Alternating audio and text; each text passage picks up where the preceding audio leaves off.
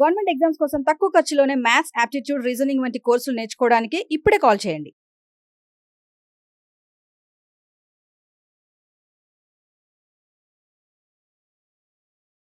Absolutely వరి. అసలు number system అంటే ఏంటి, నంబర్ సిస్టమ్ లో ఉన్న కాన్సెప్ట్స్ ఏంటి, ఒక 3-4 days లో చాలా మంది స్టూడెంట్స్ కి అర్థమై ఉంటది. ఒక బావిలో కప్పలాగా ఇదే కాన్సెప్ట్ అని మీరు అనుకుంటూ ఉంటారు. అది కాదు సార్, చాలా డెప్త్ ఉన్న సబ్జెక్ట్ ఆప్టిట్యూడ్, రైట్? ఇది ఎలా అప్లై చేయాలి యశ్వంత్ అంటే 2^0, 2^1, 2² 2³ ఉంది. ఏ అనేది first term, first term value ఎంత? 2^01. r అనేది రేషియో 2. ఫార్ములా ఏమన్నాను?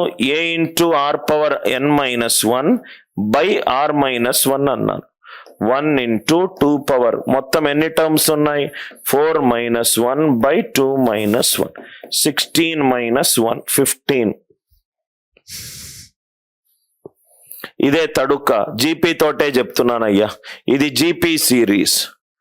జీపీ సిరీస్ సమ్ చెయ్యాలి అని అనుకుంటే ఫార్ములా ఏంటంటే a × r⁻n−1 / r−1.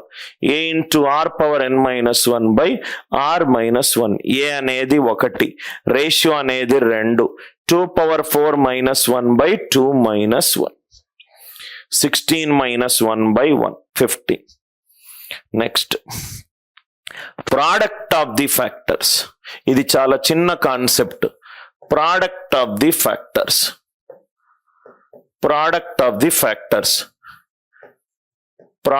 Only product of the factors వరకే మీకు సిలబస్ లో ఉంది. అది కూడా SSC CGL వరకు. మిగతాది అప్పుడప్పుడు ప్రోడక్ట్ ఆఫ్ ది ఫ్యాక్టర్స్ కూడా అడగడు. So product of the factors, ఇది కాన్సెప్ట్ రాసుకోండి sir. Product of the factors concept ఏంటంటే number of factors divided by 2. ఎట్లా వచ్చిందో ప్రూఫ్ చెప్తాను. ప్రోడక్ట్ ఆఫ్ ది ఫ్యాక్టర్స్ ని number of factors by 2. Number of factors by 2. Example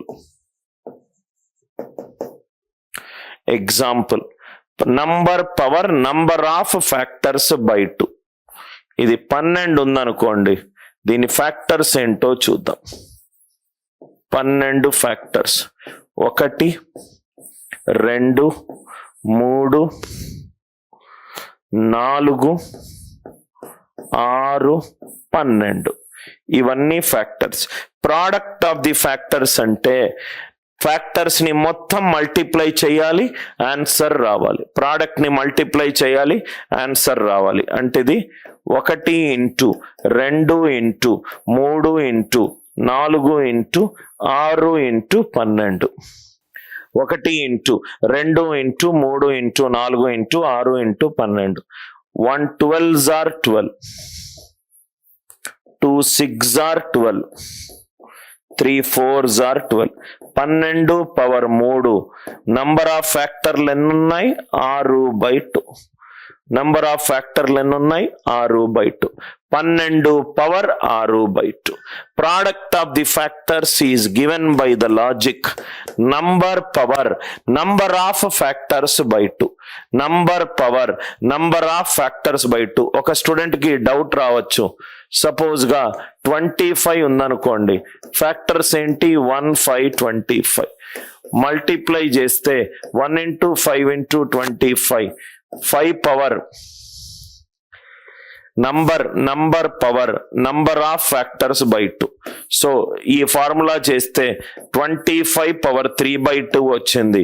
దానికి అర్థం 25 × 25^1/2. అంతే కదా వచ్చింది. 25 × 5 అంటే 25^1/2.